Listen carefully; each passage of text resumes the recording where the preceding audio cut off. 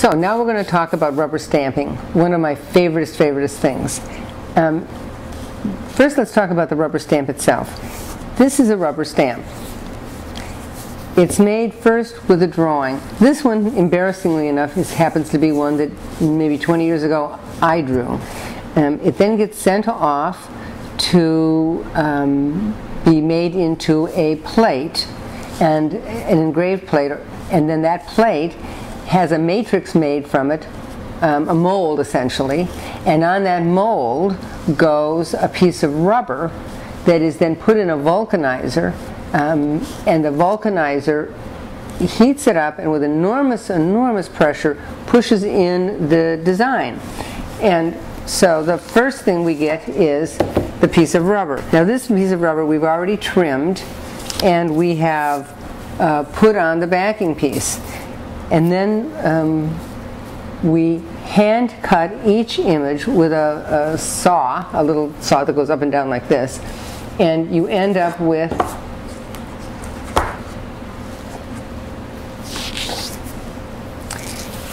this, where somebody has very painstakingly cut around the image, and then that is placed on a block which has been indexed with the actual stamp itself. So when you look at our stamps, if you want to know what it really looks like, all you have to do is look on the block, because that's how it really looks. It's really done with the stamp itself. So then they turn the stamp over, they pull off this adhesive backing, center it, and you're all done with your stamp.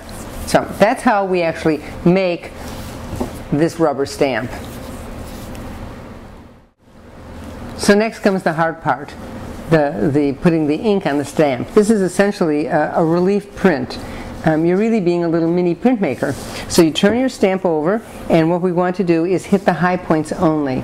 You don't want to squish the stamp in so that it goes into the low crevices. So I'm going to use a white stamp pad right now so that you can see it as I'm doing it. This happens to be Color Box, which is one of our favorite brands. It has a lot of glycerin in it, which is excellent if you want to do embossing. And also, by the way, these stamps, because of the glycerin, don't dry out. But the cover is still very important. And also, as the stamp gets used up, if you just store them upside down, the ink settles to the top of the stamp pad, which is where you want it. So now I'm just going to do this, and this is the first thing people wonder, is how am I going to do it on such a big stamp with such a small stamp pad? In the old days there was a rim around it and you couldn't do this, but now, for years now, they've been doing these wonderful stamp pads with the raised surface. You can either put the pad down and do it this way, and you just keep patting all over until you get the white where you want it, or you can turn the stamp pad upside down and do it this way. It doesn't make too much difference. The trick is to get as much ink on it as possible. Oh, and let me point out that a brand new stamp, the rubber is new, and it takes a while to fill in all the tiny little holes. So in the beginning you may be disappointed, but just keep at it. Pretty soon they'll all be full. I always suggest stamping it the first time, not on your actual object. What you want to stamp it on is something to see if it looks good. So I'm going to right now stamp it on this piece of black paper because it's a white image, and I'm going to stand up because I think that you really need a lot of pressure on a big stamp, and so you really have to stand up. Then you press down, and a big stamp is much harder than a small stamp, but you press down and you make sure that you're pressing evenly all over the image, and that makes it a much better image. Now you pick it up, and you have to make sure you pick it up in one fell swoop. You don't want to rock the stamp or drag it across the surface. And now let's see what we've got. Pretty lovely. So there's our image. Now another way you can ink an image is to use cat's eyes, and you're noticing I'm not cleaning it off in between. This is, I would say, controversial. There are the neat, precise people who are probably gasping right now. Me, I'm such a slob that I like the way everything mixes together. So, because I don't want to screw up my white pad, I'm going to just give it a little bit of an ink job.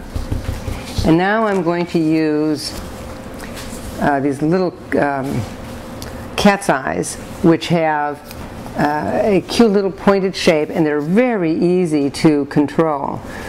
And by having the white in there, it's going to make it's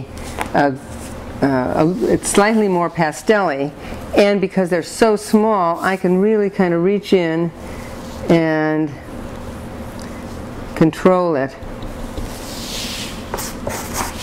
And although I'm sort of intent on making each letter somewhat different than the others, notice here I'm going to put a little touch of red on the edges, and this is where stamping gets really fun.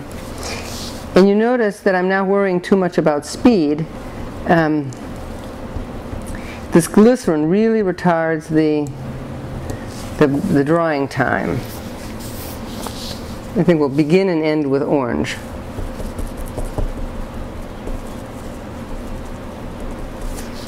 And you see how the red has made that orange look different from this orange.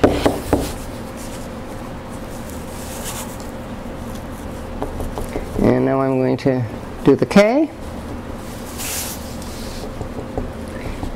And you see it looks pretty messy, but it's amazing how that doesn't seem to make much difference. Stamping can be so much more creative than you think, because it's only the raised edges that catch the ink, and so the smearing around doesn't really hurt anything.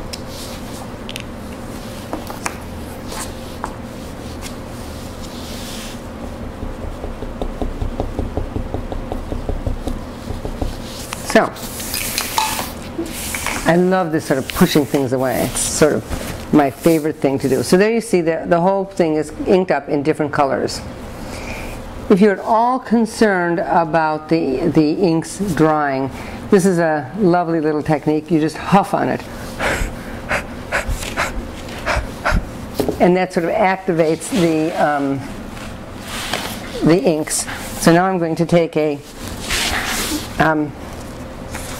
piece of white paper, and I'm going to stamp this sucker. Again, I have to stand up and push down on all the different surfaces, sort of like your morning workout. And now let's see how it looks. Isn't that cute?